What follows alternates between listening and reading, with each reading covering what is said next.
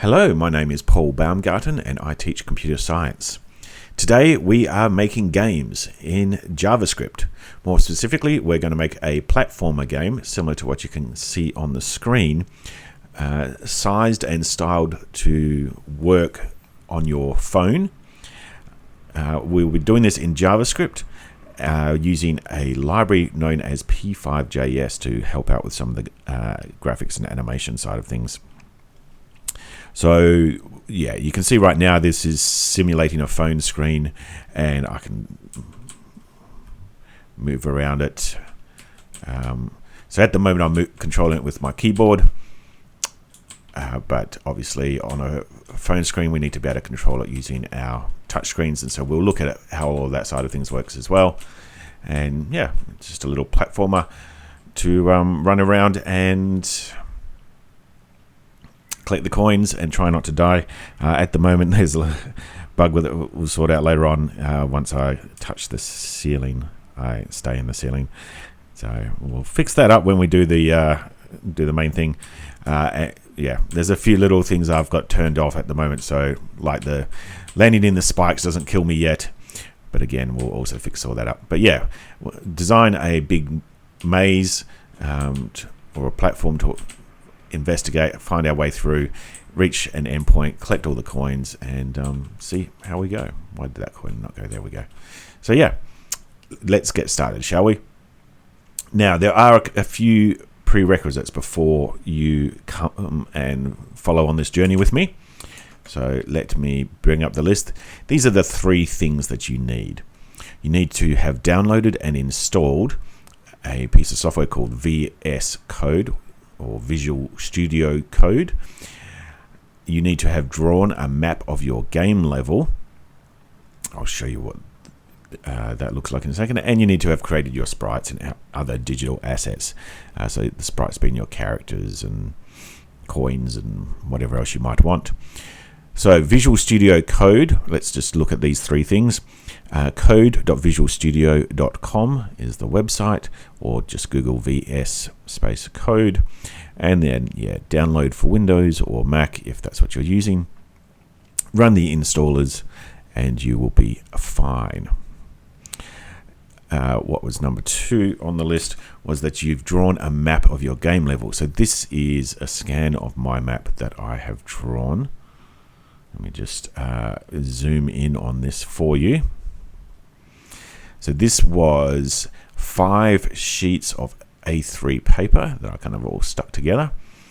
And if you zoom in, I don't know if the scan actually shows it, but it was actually grid paper. So it had little dots every centimeter along them. So just download for grid paper or something like that and print that out. And so then you can be drawing it along the dots. And so you can see here, this is that scene that I was just demonstrating. So my character starts here, and there's the lava pits or the spike pits down the bottom. There's those platforms where I jumped up and collected a few coins. There's a pit here. We didn't see that because we were kind of walking along the bottom. In the spikes there was those steps. You can see here where all my coins are, and then come along towards the end, and there's those opposing platforms to jump up and reach the exit door. You can see as I zoom in that I've recorded the coordinates and the lengths of each of these different pieces. So you're going to need to be able to convert your plan into code. So the way that needs to work, I'll show you in VS Code in a second what this looks like. All right, but you do need to map this out, and it needs to be square based to work in our platform game. The third thing is creating sprites and other digital art. Right, so you can see here I've got all these little blocks here for my walls. I've got a coin art.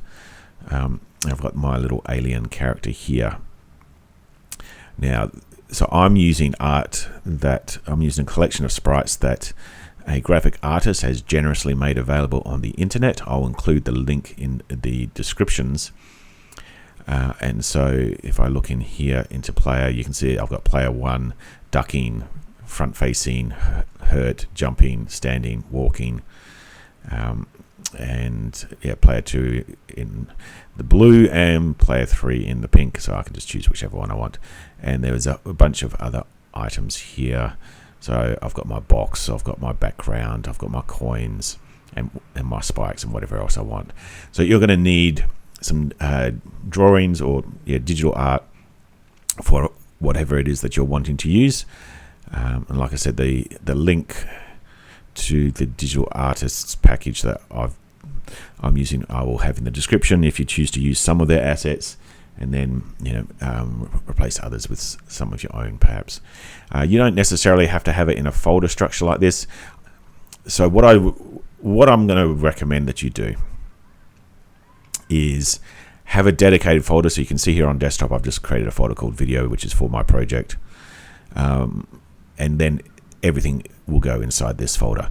So make up a folder called assets and put all your sprites and other artwork inside that. Okay, so they don't need to be inside subfolders.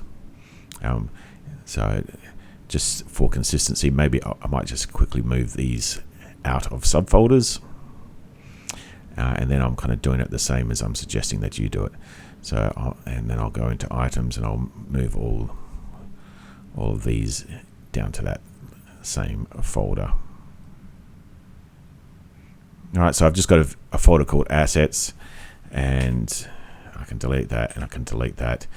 Sound effects. Yeah, I haven't decided which sound effects I'm going to use yet, so the ones that I use I'll copy and paste it down into here. So you can see here I've got all my images in a folder called assets. Okay, so with that all said, all right, so download and install VS Code. When you do that, you start up VS Code, you will get a screen that looks like this. So if you've got the purple bar across the bottom, then that means you've opened it up into what's known as file mode. We want to open it into folder mode. So I'll just quickly show you how that works. We go to file and we go to open folder, and we browse to the folder that's going to contain our entire project. So it's on the desktop and it's this folder called video. See, there's my assets folder there, but video is the one that I'm going to have all of my code files in. So I'm going to select that folder there. The bar across the bottom has now changed to a blue. So if you got the blue bar, you know you've done it correctly. I'm not worried about the updates. And I've got this sidebar here showing video and assets. And if I open up the assets, there's all those images there. So I'm just going to close the assets for now. So there's one other thing that you need to do to set up your VS Code. So we're in folder mode, but if you come down to the extensions icon on the sidebar here and click that, now because you've got a new installation, you probably won't have anything installed. Your list will be empty. That's fine. We're going to install, so search extensions in Marketplace. I'm going to type live server.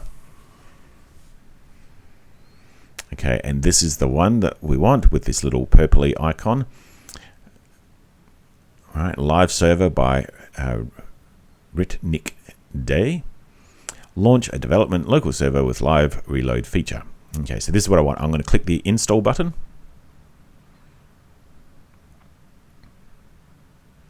And I'll wait a minute. Okay, and we can see that it is now installed. It's changed from install to telling me if I want to disable or uninstall.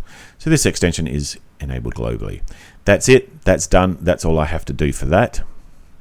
And now I can come back up here. And we can get started. So the next thing that you are going to need is to take your levels and turn those into a file that you can use in your programming code. So to create a new file, come up to File, New File. In our case, actually, we can do New Text File because that's what we're going to save it as. But yeah, I'll just say New File. These are our New Text File. That'll do. All right, so New Text File. And before I make any changes, I'm going to save it just so that I know that the file exists. So File, Save, and I'm going to call this levels.txt. So levels.txt, and as soon as I hit save, we'll see that it appears in my video folder, right? And if I go back to my folder checker, you can see here inside there's all my artwork inside my assets folder, and here's this levels file inside my video folder. All right, so that's what you're wanting. Oops. So how do I go about converting my drawing into my levels.txt? So here is a version that I created earlier. Will it let me drag it across?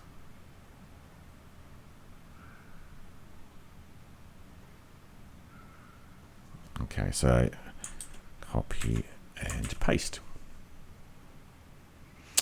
All right, now a couple of pro tips about using VS Code. This sidebar, all right, if I want it to go away so that I can see more of my file without having to do this sideways scroll, you can just click on this icon on the top left here for Explorer, and it goes away. You click it again to reopen it. Okay, as long as the blue bar stays, you're fine. And so yeah, and then Control and the minus sign will zoom out, and then Control and the plus sign will zoom in. All right, but you can see here, as I've zoomed out, that this is my drawing. All right, if I zoom out on this, all right, we can see there.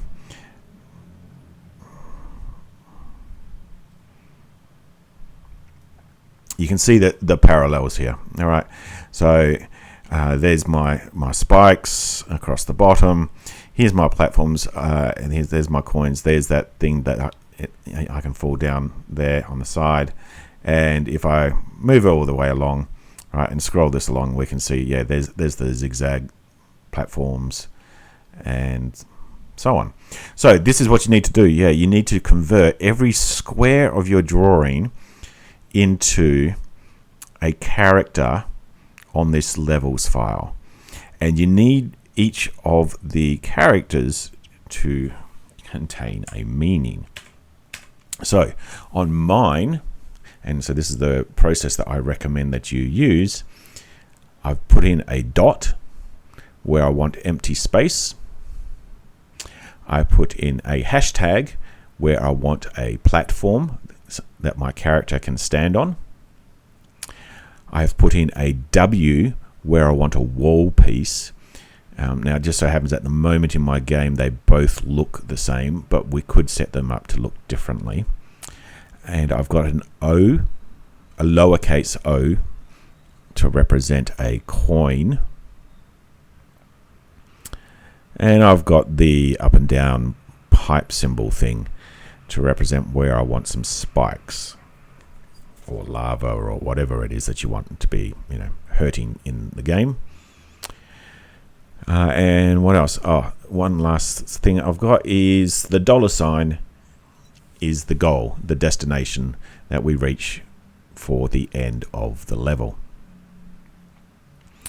Right, so there's a fair bit there, so let me just put this here so that you can then, so the dot symbol, empty space, the hashtag is a platform floor piece, an uppercase W is a platform wall, a lowercase o is a coin, the pipe symbol was danger, so spikes or whatever,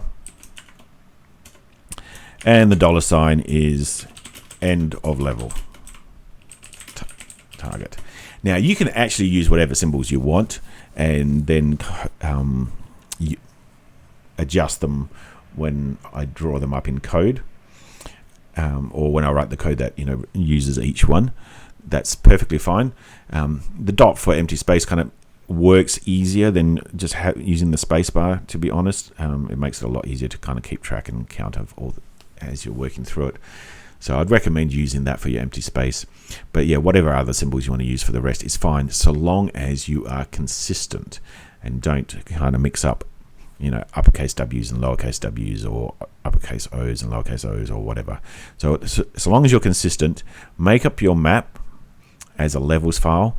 Again, I will post a link to a small test example one that you can use. But otherwise, yes, you need to have this created before we can go any further. So there's a fair bit of work for you there. So I think I might stop this first video and come back when you have created this, and we'll actually get started on coding. All right.